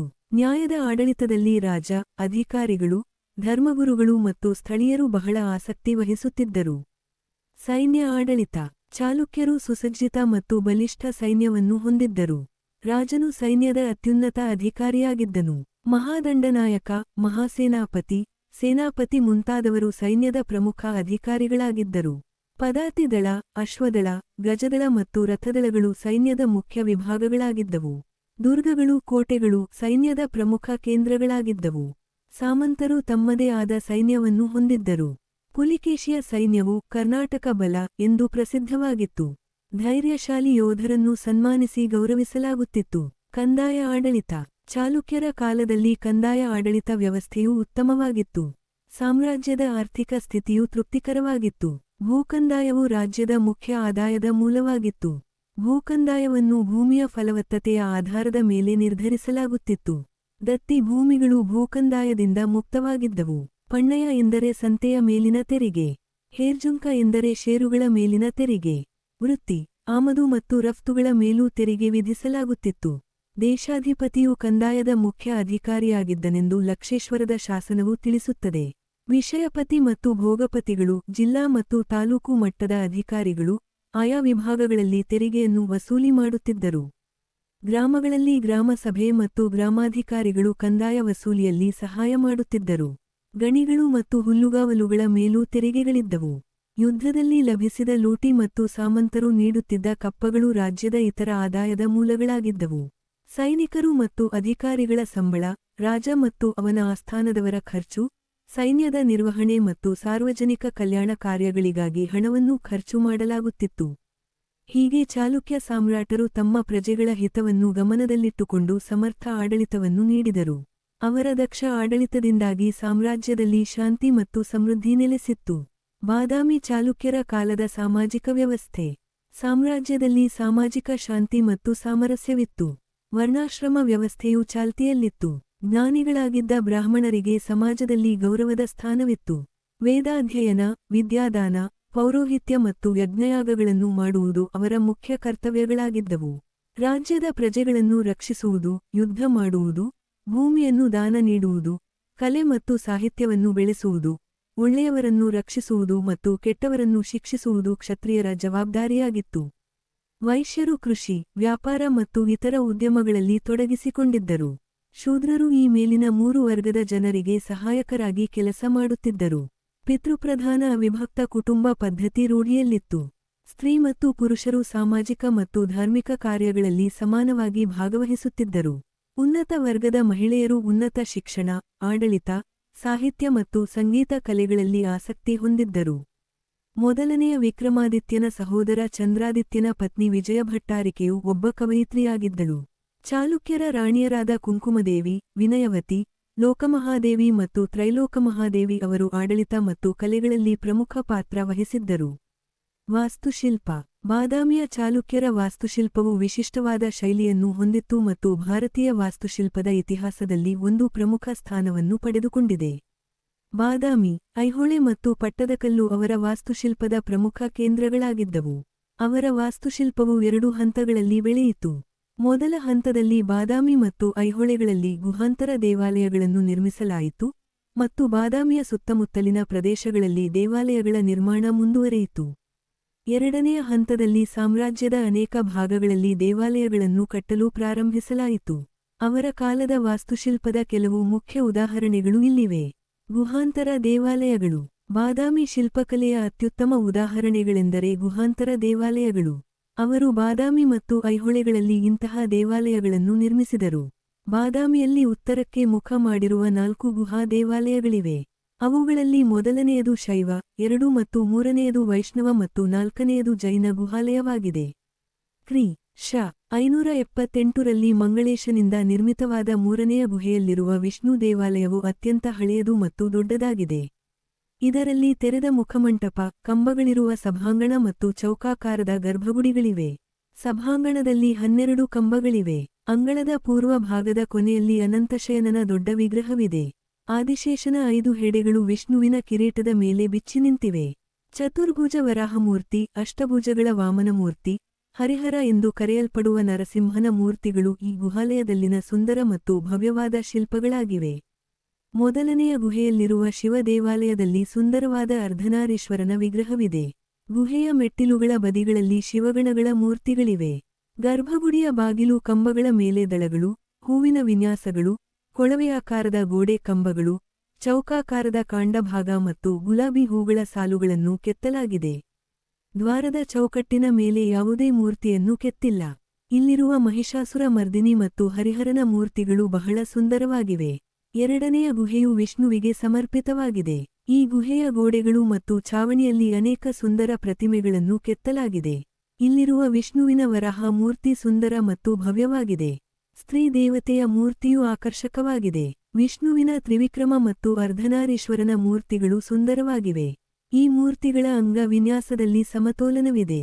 3ನೆಯ ಗುಹೆಯನ್ನು ಮಂಗಳೇಶನು ನಿರ್ಮಿಸಿದನು. ಇದು ಬಾದಾಮಿಯ 4 ಗುಹೆಗಳಲ್ಲಿ ಅತ್ಯಂತ ಹಳೆಯದು ಮತ್ತು ಭವ್ಯವಾದದ್ದು. ಈ ಗುಹೆಯ ಗರ್ಭಗುಡಿಯ ಬಾಗಿಲುವಾಡದಲ್ಲಿ ಸೂಕ್ಷ್ಮ ಕೆತ್ತನೆ ಕೆಲಸವಿದೆ. ಇದು ತೆರೆದ ಮುಖಮಂಟಪ, ಕಂಬಗಳ ಮೇಲೆ ನಿಂತಿರುವ ಮೊಗಸಾಲೆ, ಕಂಬಗಳ ಸಾಲಿನ ಸಭಾಂಗಣ ಮತ್ತು ಚೌಕಾಕಾರದ ಗರ್ಭಗುಡಿಯನ್ನು ಒಳಗೊಂಡಿದೆ. ಗರ್ಭಗುಡಿಯ ಮೆಟ್ಟಿಲುಗಳ ಬದಿಯಲ್ಲಿ ಶೈವ ದಂಪತಿಗಳ ಮತ್ತು ದ್ವಾರಪಾಲಕರ ಮೂರ್ತಿಗಳಿವೆ. ಅಂಗಳದ ಪೂರ್ವ ಭಾಗದ ಕೊನೆಯಲ್ಲಿ ಅನಂತಶಯನ ವಿಗ್ರಹವಿದೆ. ಆದಿಶೇಷನ 5 ಹೆಡೆಗಳು ವಿಷ್ಣುವಿನ ಕಿರೀಟದ ಮೇಲೆ ಬಿಚ್ಚಿ ನಿಂತಿವೆ. ಚತುರ್ಭುಜ ವಿಷ್ಣುವಿನ ಬಲ ಭಾಗದ ಕೆಳಗೆ ಕುಳಿತಿರುವ ಗರುಡನ ಮೂರ್ತಿಯಿದೆ. ಎದುರಿಗೆ ಎತ್ತರವಾದ ಸ್ತ್ರೀಯ ಮೂರ್ತಿಯಿದೆ. ಇದು ಲಕ್ಷ್ಮಿಯ ವಿಗ್ರಹವಾಗಿರಬಹುದು. ಚತುರ್ಭುಜದ ವಿಶ್ವವರಹ ಮೂರ್ತಿಯು ಈ ಗುಹೆಯಲ್ಲಿರುವ ಮುಖ್ಯ ಮೂರ್ತಿಗಳಲ್ಲಿ ಒಂದು. ವರಹನ ಭುಜಗಳ ಮೇಲೆ 2 ವಿದ್ಯಾಧರರ ಮೂರ್ತಿಗಳಿವೆ. ಅಷ್ಟಭುಜಗಳ ವಾಮನಾವತಾರದ ಮೂರ್ತಿ ಮತ್ತು ಹರಿಹರನೆಂದು ಕರೆಯಲ್ಪಡುವ ನರಸಿಂಹನ ಮೂರ್ತಿಗಳು ಭವ್ಯವಾಗಿವೆ. 4ನೆಯ ಗುಹೆಯು ಜಿನಾಲಯವಾಗಿದೆ. ಇದು ಎಲ್ಲಾ ಗುಹೆಗಳಲ್ಲಿ ಚಿಕ್ಕದಾಗಿದೆ. ಐಹೊಳೆಯ ಗುಹಾಲಯಗಳು. ಐಹೊಳೆಯ ಗುಹಾಲಯಗಳು ವಾಸ್ತುಶಿಲ್ಪದ ದೃಷ್ಟಿಯಿಂದ ಬಾದಾಮಿಯ ಗುಹೆಗಳಿಗಿಂತ ಭಿನ್ನವಾಗಿವೆ. ಇಲ್ಲಿ 2 ಹಿಂದೂ, 1 ಬೌದ್ಧ, 1 ಜೈನ ಮತ್ತು ಇನ್ನೊಂದು ಬೌದ್ಧ ಧರ್ಮಕ್ಕೆ ಸೇರಿದ ಗುಹೆಗಳಿವೆ. ಬೌದ್ಧ ಚೈತ್ಯ. ಚಾಲುಕ್ಯರ ವಾಸ್ತುಶಿಲ್ಪದಲ್ಲಿ ಐಹೊಳೆಯ ಬೌದ್ಧ ಚೈತ್ಯವು ಅತ್ಯುತ್ತಮವೆನಿಸಿದೆ. ಇದು 2 ಅಂತಸ್ತಿನ ಕಟ್ಟಡವಾಗಿದೆ. ಇದನ್ನು 1ನೆಯ ಪುಲಿಕೇಶಿಯ ಕಾಲದಲ್ಲಿ ನಿರ್ಮಿಸಲಾಗಿದೆ ಎಂದು ನಂಬಲಾಗಿದೆ. ಮೇಲಿನ ಅಂತಸ್ತಿನ ಚೈತ್ಯದಲ್ಲಿ 1 ಗರ್ಭಗುಡಿ ಮತ್ತು 4 ಕಂಬಗಳಿರುವ ಮುಖಮಂಟಪವಿದೆ. ಗರ್ಭಗುಡಿಯ ಮಧ್ಯದಲ್ಲಿ ವ್ಯಾಖ್ಯಾನ ಭಂಗಿಯಲ್ಲಿರುವ ಬುದ್ಧನ ಸುಂದರ ವಿಗ್ರಹವಿದೆ. ಕರ್ನಾಟಕದಲ್ಲಿರುವ ಬುದ್ಧನ ಮೂರ್ತಿಗಳಲ್ಲಿ ಇದು ಉತ್ತಮ ಗುಣಮಟ್ಟದ್ದಾಗಿದೆ. ಕೆಳಗಿನ ಅಂತಸ್ತಿನ ಚೈತ್ಯವನ್ನು ಅರ್ಧ ಕಲ್ಲಿನಲ್ಲಿ ಕೊರೆದು ಇನ್ನರ್ಧ ಭಾಗವನ್ನು ಕಲ್ಲಿನಿಂದ ಕಟ್ಟಲಾಗಿದೆ. ಇದರಲ್ಲಿ ಗರ್ಭಗುಡಿ, ಮುಖಮಂಟಪದ ಜೊತೆಗೆ ಸುಖನಾಶಿ ಇದೆ. ಸುಖನಾಶಿಯು ಈ ಚೈತ್ಯದ ವಿಶೇಷ ಲಕ್ಷಣವಾಗಿದೆ. ಗರ್ಭಗುಡಿ ಮತ್ತು ಸುಖನಾಶಿಯ ಬಾಗಿಲು ಕಂಬಗಳಲ್ಲಿ ಸುಂದರ ಅಲಂಕಾರಿಕ ಕೆತ್ತನೆ ಕೆಲಸವಿದೆ. ಈ ಗುಹೆಯಲ್ಲಿ ಬುದ್ಧನ ಜೀವನದ ಘಟನೆಗಳನ್ನು ಚಿತ್ರಿಸಲಾಗಿದೆ. ಮೇಣ ಮೀನಬಸದಿ. ಸ್ಥಳೀಯವಾಗಿ ಮೀನಬಸದಿ ಎಂದು ಕರೆಯಲ್ಪಡುವ ಜೈನ ಗುಹೆಯು ಗರ್ಭಗುಡಿ ಮತ್ತು ಎರಡೂ ಬದಿಗಳಲ್ಲಿ ಒಂದೊಂದು ಕೋಣೆಗಳಿರುವ ಸಭಾಂಗಣ ಹಾಗೂ ಆಯತಾಕಾರದ ಮುಖಮಂಟಪವನ್ನು ಒಳಗೊಂಡಿದೆ. ಗರ್ಭಗುಡಿಯ ಮಧ್ಯದಲ್ಲಿ ಪೀಠದ ಮೇಲೆ ಬೃಹತ್ ಜಿನ ವಿಗ್ರಹವಿದೆ. ಮೂರ್ತಿಯ ತಲೆಯ ಹಿಂಭಾಗದಲ್ಲಿ ಪ್ರಭಾವಳಿ ಇದೆ. ಇದರ ಸಭಾಂಗಣ ಮತ್ತು ಮುಖಮಂಟಪದಲ್ಲಿ ಸುಂದರವಾದ ಮೀನುಗಳು, ಹೂವುಗಳ ಅಲಂಕಾರಿಕ ಕೆತ್ತನೆಗಳು, ಮಕರ ಮತ್ತು ಬಾಲಗಳಿರುವ ದಂಪತಿಗಳ ಮೂರ್ತಿಗಳಿವೆ. ಬಲ ಕೋಣೆಯಲ್ಲಿ ಪಾರ್ಶ್ವನಾಥನ ಜೀವನವನ್ನು ನಿರೂಪಿಸುವ ಮೂರ್ತಿಗಳಿವೆ. ಮುಖಮಂಟಪವು ಆಯತಾಕಾರದಲ್ಲಿದ್ದು ಹೂವು ಮತ್ತು ಇತರ ಅಲಂಕಾರಗಳಿಂದ ತುಂಬಿದೆ. ಪಕ್ಕದ ಗೋಡೆಗಳಲ್ಲಿ ಬಾಹುಬಲಿ ಮತ್ತು ಪಾರ್ಶ್ವನಾಥರ ದೊಡ್ಡ ಮೂರ್ತಿಗಳಿವೆ. ರಾವಣ ಘಟ. ಈ ಗುಹೆಯು ಪೂರ್ಣ ಪ್ರಮಾಣದ ದೇವಾಲಯದ ಎಲ್ಲಾ ಲಕ್ಷಣಗಳನ್ನು ಒಳಗೊಂಡಿದೆ. ಇದು ಶೈವ ಗುಹೆಯಾಗಿದ್ದು, ಒಂದು ಗರ್ಭಗುಡಿ, ಅಂತರಾಳ, ಸಭಾಂಗಣ, 2 ಪಾರ್ಶ್ವಕೋಷ್ಠಗಳು, ನಂದಿ ವೇದಿಕೆ, ಧರ್ಮಸ್ತಂಭ ಮತ್ತು ಬಲಿಪೀಠಗಳನ್ನು ಒಳಗೊಂಡಿದೆ. ಗರ್ಭಗುಡಿಯ ಮಧ್ಯದಲ್ಲಿ ಲಿಂಗವಿದೆ. ಪೀಠ ಮತ್ತು ಲಿಂಗವನ್ನು ಒಂದೇ ಕಲ್ಲಿನಲ್ಲಿ ಕೆತ್ತಲಾಗಿದೆ. ಆಯತಾಕಾರದ ಸುಖನಾಶಿ ಇದೆ. ಪಕ್ಕದ ಗೋಡೆಗಳಲ್ಲಿ ವರಾಹ ಮತ್ತು ಮಹಿಷಾಸುರ ಮರ್ದಿನಿಯ ಮೂರ್ತಿಗಳಿವೆ. ಸಭಾಂಗಣದ ಗೋಡೆಗಳಲ್ಲಿ ಶಿವ, ಹರಿಹರ, ಗಂಗಾಧರ ಮತ್ತು ಅರ್ಧನಾರೀಶ್ವರರ ಮೂರ್ತಿಗಳಿವೆ. ಬಲಗಡೆಯ ಕೋಷ್ಠದಲ್ಲಿ ನಟರಾಜನ ಫಲಕವಿದೆ. ಮಧ್ಯದಲ್ಲಿ ದಶಭುಜ ನಟರಾಜನ ವಿಗ್ರಹವಿದೆ. ಅದರ ಪಕ್ಕದಲ್ಲಿ ಮಾತೃಕೆಯರು, ಪಾರ್ವತಿ, ಕಾರ್ತಿಕೇಯ ಮತ್ತು ಗಣೇಶನ ಮೂರ್ತಿಗಳಿವೆ. ಈ ಗುಹೆಯ ಕಾಲದ ಬಗ್ಗೆ ಭಿನ್ನಾಭಿಪ್ರಾಯಗಳಿವೆ. ವಾಸ್ತುಶಾಸ್ತ್ರ ಮತ್ತು ಮೂರ್ತಿಕಲೆಯ ಬೆಳವಣಿಗೆಯ ಆಧಾರದ ಮೇಲೆ ಇದನ್ನು 7ನೇ ಶತಮಾನದ 2ನೇ ಭಾಗದಲ್ಲಿ ನಿರ್ಮಿಸಲಾಗಿದೆ ಎಂದು ಹೇಳಲಾಗಿದೆ. ದೇವಾಲಯಗಳು. ಬಾದಾಮಿಯ ಚಾಲುಕ್ಯರು ಭಾರತೀಯ ದೇವಾಲಯ ವಾಸ್ತುಶಿಲ್ಪದ ಜನಕರು ಎಂದು ಕೆಲವು ವಾಸ್ತುಶಿಲ್ಪ ತಜ್ಞರು ಅಭಿಪ್ರಾಯಪಡುತ್ತಾರೆ. ಆದರೆ ಕೆಲವು ವಿದ್ವಾಂಸರು ಗುಪ್ತರು ಹಿಂದೂ ದೇವಾಲಯಗಳ ಜನಕರು ಎಂದು ಹೇಳಿದ್ದಾರೆ. ಚಾಲುಕ್ಯ ಸಾಮ್ರಾಜ್ಯದ ಅನೇಕ ಕಡೆಗಳಲ್ಲಿ ಸಣ್ಣ ಮತ್ತು ದೊಡ್ಡ ದೇವಾಲಯಗಳು ಹಾಗೂ ದೇವಾಲಯಗಳ ಸಮುಚ್ಚಯಗಳನ್ನು ಕಾಣಬಹುದು. ಐಹೊಳೆಯಲ್ಲಿ 70ಕ್ಕೂ ಹೆಚ್ಚು ದೇವಾಲಯಗಳು ಕಂಡುಬಂದಿವೆ. ಐಹೊಳೆಯನ್ನು ಭಾರತೀಯ ಶಿಲ್ಪಕಲೆಯ ತೊಟ್ಟಿಲು ಎಂದು ಕರೆಯಲಾಗುತ್ತದೆ. ಇದು ಚಾಲುಕ್ಯರ ವಾಸ್ತುಶಿಲ್ಪದ ಪ್ರಯೋಗಾಲಯವಾಗಿತ್ತು. ಚಾಲುಕ್ಯರು ಈ ಪ್ರಯೋಗಾಲಯದಲ್ಲಿ ಅನುಭವ ಪಡೆದು ಸಾಮ್ರಾಜ್ಯದ ಅನೇಕ ಕಡೆಗಳಲ್ಲಿ ಸುಂದರ ಮತ್ತು ಭವ್ಯವಾದ ದೇವಾಲಯಗಳನ್ನು ನಿರ್ಮಿಸಿದರು. ಇವರು ಪ್ರಾರಂಭಿಸಿದ ಹೊಸ ಶೈಲಿಯು 13ನೇ ಶತಮಾನದವರೆಗೆ ಮುಂದುವರಿಯಿತು. ಹೊಯ್ಸಳ ಮತ್ತು ಪಲ್ಲವರ ಶಿಲ್ಪಕಲೆಯಲ್ಲಿ ಇವರ ಪ್ರಭಾವವನ್ನು ಕಾಣಬಹುದು. ಇವರ ಕಾಲದ ದೇವಾಲಯಗಳನ್ನು ಬಾದಾಮಿ, ಐಹೊಳೆ, ಪಟ್ಟದಕಲ್ಲು, ಸೂಳೆಭಾವಿ, ಬನಶಂಕರಿ, ನಂದ, ಲಕ್ಷೇಶ್ವರ, ಲಕ್ಕುಂಡಿ, ಗದಗ, ಅನ್ನಿಕೊಪ್ಪ ಮುಂತಾದ ಸ್ಥಳಗಳಲ್ಲಿ ಮತ್ತು ಆಂಧ್ರಪ್ರದೇಶದ ಅಲಂಪುರದ ಪಾಪನಾಶನಂ, ಮಹಾನಂದಿ ಮತ್ತು ತಂದ್ರವಾಗಳಲ್ಲಿ ಕಾಣಬಹುದು. ಚಾಲುಕ್ಯರ ಕೆಲವು ಪ್ರಮುಖ ದೇವಾಲಯಗಳ ವಿವರಗಳು ಹೀಗಿವೆ. ಐಹೊಳೆಯಲ್ಲಿರುವ ದೇವಾಲಯಗಳು. ಐಹೊಳೆಯನ್ನು ಭಾರತೀಯ ದೇವಾಲಯಗಳ ತೊಟ್ಟಿಲು ಎಂದು ಕರೆದಿರುವುದು ಅರ್ಥಪೂರ್ಣವಾಗಿದೆ. ಇದು ವಿವಿಧ ಧರ್ಮ, ಸಂಪ್ರದಾಯ ಮತ್ತು ಶೈಲಿಗಳಿಗೆ ಸೇರಿದ ದೇವಾಲಯಗಳ ತವರಾಗಿದೆ. ಇಲ್ಲಿರುವ ಹುಚ್ಚಮಲ್ಲಿಗುಡಿ, ದುರ್ಗಾ ದೇವಾಲಯ, ಚಕ್ರ ದೇವಾಲಯ, ಸೂರ್ಯ ದೇವಾಲಯ ಮತ್ತು ಮಲ್ಲಿಕಾರ್ಜುನ ದೇವಾಲಯಗಳು ನಿರಂಧಾರ ಮಾದರಿಯವುಗಳು. ಇವರು ಬಹು ಅಂತಸ್ತುಗಳ ಗುಡಿಗಳನ್ನು ಕಟ್ಟಲು ಪ್ರಯತ್ನಿಸಿದರು. ದೇವಾಲಯಗಳಲ್ಲಿ ಲೌಕಿಕ ಉಪಯೋಗಕ್ಕಾಗಿ ವಿಶಾಲ ಸಭಾಂಗಣಗಳನ್ನು ನಿರ್ಮಿಸಲಾಯಿತು. ಐಹೊಳೆಯಲ್ಲಿರುವ ಕೆಲವು ಪ್ರಮುಖ ದೇವಾಲಯಗಳ ವಿವರಗಳು ಕೆಳಗಿನಂತಿವೆ. ಲಾಡ್ಖಾನ್ ದೇವಾಲಯ. ಡಾನ್ ಎಂಬ ಮುಸ್ಲಿಂ ಸಂತನು ಈ ಗುಡಿಯಲ್ಲಿ ಬಹಳ ದಿನಗಳವರೆಗೆ ವಾಸಿಸಿದ್ದರಿಂದ ಇದಕ್ಕೆ ಲಾಡ್ಖಾನ್ ದೇವಾಲಯ ಎಂದು ಹೆಸರು ಬಂದಿದೆ. ಇದು ಚಾಲುಕ್ಯರ ಕಾಲದ ಅತ್ಯಂತ ಪ್ರಾಚೀನ ದೇವಾಲಯ. ಇದರ ಕಾಲ ಕ್ರಿ. ಶ. ಸುಮಾರು 450. ಇದು ಗರ್ಭಗುಡಿ ಮತ್ತು 50 ಅಡಿ ಅಗಲವಿರುವ ಮಂಟಪವನ್ನು ಹೊಂದಿದೆ. ಈ ದೇವಾಲಯವು 3 ಕಡೆ ಗೋಡೆಗಳಿಂದ ಆವೃತವಾಗಿದ್ದು ಇಳಿಜಾರಾದ ಛಾವಣಿಯನ್ನು ಹೊಂದಿದೆ. ಇಲ್ಲಿರುವ ಕಂಬಗಳು ದೊಡ್ಡದಾಗಿದ್ದು ಚೌಕಾಕಾರ, ಅಷ್ಟಕೋನಾಕೃತಿ ಮತ್ತು ದುಂಡಾಕಾರದಲ್ಲಿವೆ. ಗರ್ಭಗುಡಿಯಲ್ಲಿರುವ ಲಿಂಗ ಮತ್ತು ಅದರ ಮುಂದಿರುವ ನಂದಿಯಿಂದ ಇದು ಶಿವ ದೇವಾಲಯ ಎಂದು ನಂಬಲಾಗಿದೆ. ಗರ್ಭಗುಡಿಯ ಮೇಲಿರುವ ಶಿಖರದಂತಹ ರಚನೆಯು ಈ ದೇವಾಲಯದ ವೈಶಿಷ್ಟ್ಯ. ದುರ್ಗಾ ದೇವಾಲಯ. ಈ ದೇವಾಲಯವನ್ನು ಚೈತ್ಯಗೃಹದ ಮಾದರಿಯಲ್ಲಿ ಕಟ್ಟಲಾಗಿದೆ. ಇದು ಗರ್ಭಗುಡಿ, ಮಂಟಪ ಮತ್ತು ಸಭಾಂಗಣಗಳನ್ನು ಒಳಗೊಂಡಿದೆ. ದೇವಾಲಯಗಳ ನಿರ್ಮಾಣದಲ್ಲಿ ಚಾಲುಕ್ಯರು ಪರಿಣತಿಯನ್ನು ಹೊಂದಿದ್ದರು ಎಂಬುದನ್ನು ಇಲ್ಲಿನ ವಾಸ್ತುಶಿಲ್ಪದ ಅಂಶಗಳು ತಿಳಿಸುತ್ತವೆ.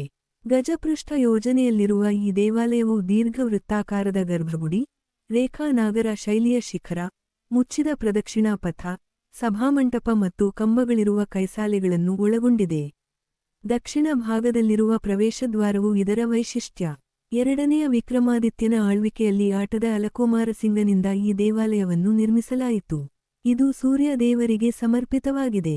ದೇವಾಲಯದ ದೇವಕೋಷ್ಠಗಳಲ್ಲಿರುವ ನರಸಿಂಹ, ವರಾಹ, ಹರಿಹರ, ವಿಷ್ಣು, ಮಹಿಷಾಸುರ ಮರ್ದಿನಿ ಮತ್ತು ಶಿವನ ಮೂರ್ತಿಗಳು ಬಹಳ ಸುಂದರವಾಗಿವೆ. ಮೇಗುತಿ ದೇವಾಲಯ. ರವಿಕೀರ್ತಿಯು ಈ ದೇವಾಲಯದ ನಿರ್ಮಾಪಕ. ಈ ದೇವಾಲಯವು ಗರ್ಭಗುಡಿ, ಪ್ರದಕ್ಷಿಣಾಪಥ, ಸುಖನಾಶಿ, ಅಂತರಾಳ ಮತ್ತು ಕಂಬಗಳಿರುವ ಸಭಾಂಗಣವನ್ನು ಒಳಗೊಂಡಿದೆ.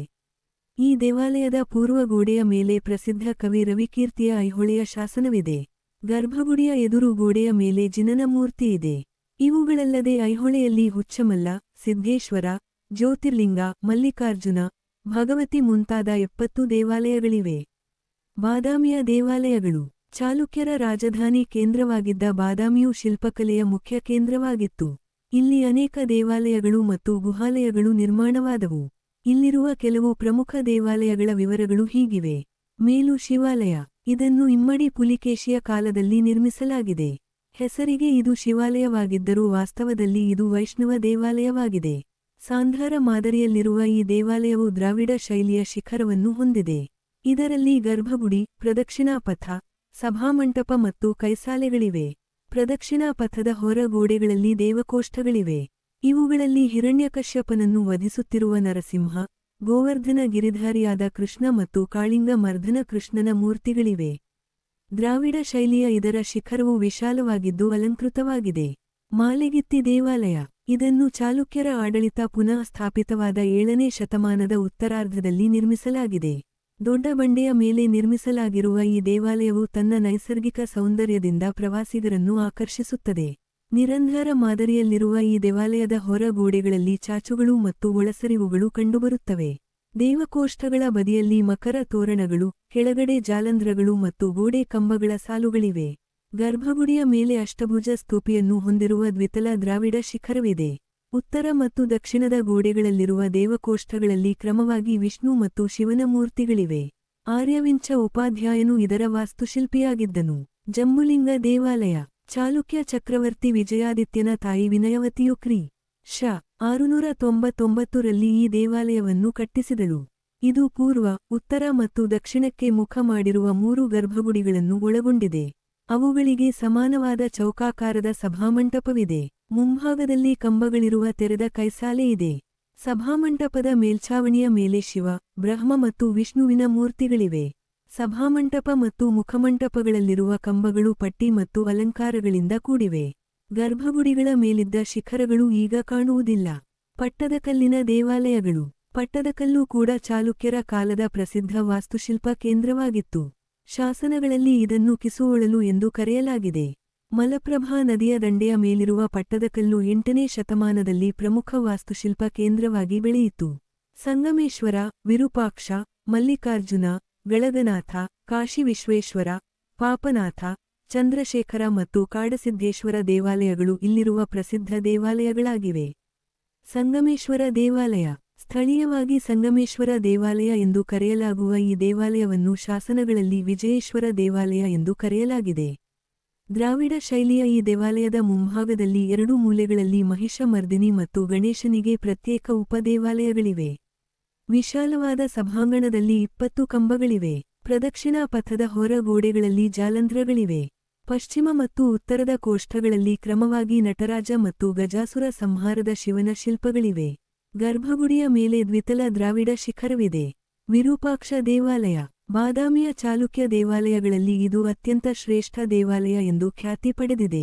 2ನೇ ವಿಕ್ರಮಾದಿತ್ಯನು ಕಂಚಿಯ ಮೇಲೆ ಸಾಧಿಸಿದ ವಿಜಯದ ನೆನಪಿಗಾಗಿ ಅವನ ರಾಣಿ ಲೋಕ ಮಹಾದೇವಿಯು ಈ ದೇವಾಲಯವನ್ನು ಕಟ್ಟಿಸಿದಳು. ಗುಂಡ ಅನಿವಾರಿತ ಮತ್ತು ಸರ್ವಸಿದ್ಧ ಆಚಾರ್ಯರ ಸಮ್ಮುಖದಲ್ಲಿ ಈ ದೇವಾಲಯದ ನಿರ್ಮಾಣವಾಯಿತು.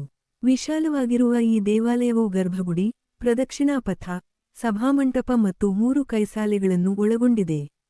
ಇಲ್ಲಿ ಕೂಡ ಮಹಿಷಾಸುರ ಮರ್ದಿನಿ ಮತ್ತು ಗಣೇಶನಿಗೆ ಪ್ರತ್ಯೇಕ ಕೋಷ್ಠಗಳನ್ನು ನಿರ್ಮಿಸಲಾಗಿದೆ. ದೇವಾಲಯದ ಮುಂಭಾಗದಲ್ಲಿ ನಂದಿ ಮಂಟಪವಿದೆ. ಪೂರ್ವ ಮತ್ತು ಪಶ್ಚಿಮದಲ್ಲಿ ಪ್ರತ್ಯೇಕ ದ್ವಾರಗಳಿವೆ. ಗರ್ಭಗುಡಿಯ ಬಾಗಿಲು ವಾಡವು ಅತ್ಯದ್ಭುತ ಮಕರ ತೋರಣಗಳಿಂದ ಆಕರ್ಷಕವಾಗಿದೆ. ಸಭಾಮಂಟಪದಲ್ಲಿ 13 ಕಂಬಗಳಿವೆ. ಈ ಕಂಬಗಳ ಕಾಂಡದ ಮೇಲಿನ ಭಾಗದಲ್ಲಿ ರಾಮಾಯಣ, ಮಹಾಭಾರತ, ಭಾಗವತ ಮತ್ತು ಪುರಾಣಗಳ ಕಥೆಗಳನ್ನು ಕಲಾತ್ಮಕವಾಗಿ ಕೆತ್ತಲಾಗಿದೆ. ದೇವಾಲಯದ ಹೊರ ಗೋಡೆಗಳಲ್ಲಿ ಶಿವ, ಶಿವಪಾರ್ವತಿ, ನಂದಿ ಮತ್ತು ಶಿವ, ಶಿವರಾಜ, ಅರ್ಧನಾರೀಶ್ವರರ ಮೂರ್ತಿಗಳು ಸುಂದರವಾಗಿವೆ. ಬಲದೇವ, ಚಂಗಮ್ಮ, ದಾಮೋದರ, ಪುಲ್ಲಪ್ಪ ಮತ್ತು ಆದಿತ್ಯರು ಈ ದೇವಾಲಯದ ಮುಖ್ಯ ಶಿಲ್ಪಿಗಳಾಗಿದ್ದರು. ಪಾಪನಾಥ ದೇವಾಲಯ ಪಟ್ಟದಕಲ್ಲಿನ ದೇವಾಲಯಗಳಲ್ಲಿ ಇದು ದೊಡ್ಡದಾಗಿದೆ. ಇದನ್ನು 2ನೆಯ ಕೀರ್ತಿವರ್ಮನ ಕಾಲದಲ್ಲಿ ಕಟ್ಟಲಾಯಿತು. ಈ ದೇವಾಲಯವು ಗರ್ಭಗುಡಿ, ಪ್ರದಕ್ಷಿಣಾ ಪಥ, ಮಂಟಪ, ಕೈಸಾಲೆ ಮತ್ತು ರೇಖಾನಾಗರ ಶಿಲ್ಪವನ್ನು ಒಳಗೊಂಡಿದೆ. ಸುಂದರವಾದ ಕೋಷ್ಠಗಳು ಮತ್ತು ಜಾಲಂಧ್ರಗಳಿವೆ. ಹೊರ ಗೋಡೆಗಳ ಮೇಲೆ ರಾಮಾಯಣದ ಸನ್ನಿವೇಶಗಳನ್ನು ಚಿತ್ರಿಸುವ ಕಥನ ಶಿಲ್ಪಗಳಿವೆ. ಓವ ಮತ್ತು ಬಲದೇವರು ಈ ದೇವಾಲಯದ ಶಿಲ್ಪಿಗಳಾಗಿದ್ದರು. ಮಹಾಕೂಟದ ದೇವಾಲಯಗಳು ಮಹಾಕೂಟವು ಚಾಲುಕ್ಯರ ಶಿಲ್ಪಕಲೆಯ ಮತ್ತೊಂದು ಪ್ರಮುಖ ತಾಣವಾಗಿದೆ. ಪುರಾಣಗಳ ಪ್ರಕಾರ ಅಗಸ್ತ್ಯ ಮಹರ್ಷಿಗಳು ಇಲ್ಲಿ ಇಲ್ವಲ ಮತ್ತು ವಾತಾಪಿ ಎಂಬ ರಾಕ್ಷಸರನ್ನು ಸಂಹರಿಸಿದರು. ಮಹಾಕೂಟೇಶ್ವರ, ಮಲ್ಲಿಕಾರ್ಜುನ ಮತ್ತು ಸಂಗಮೇಶ್ವರ ದೇವಾಲಯಗಳು ಇಲ್ಲಿವೆ. ಮಹಾಕೂಟೇಶ್ವರ ದೇವಾಲಯವು ಸಾಂಧಾರ ಮಾದರಿಯಲ್ಲಿದ್ದು ದ್ರಾವಿಡ ಶೈಲಿಯ ಶಿಖರವನ್ನು ಹೊಂದಿದೆ. ಇಲ್ಲಿನ ಹೊರ ಗೋಡೆಗಳಲ್ಲಿ ಕೋಷ್ಠ ಮತ್ತು ಜಾಲಂಧ್ರಗಳನ್ನು ಸುಂದರವಾಗಿ ಅಳವಡಿಸಲಾಗಿದೆ. ಇಲ್ಲಿ ಭೂ ಕೈಲಾಸದ ಕಥೆಯನ್ನು ಚಿತ್ರಿಸುವ ಸುಂದರ ಮೂರ್ತಿಗಳಿವೆ.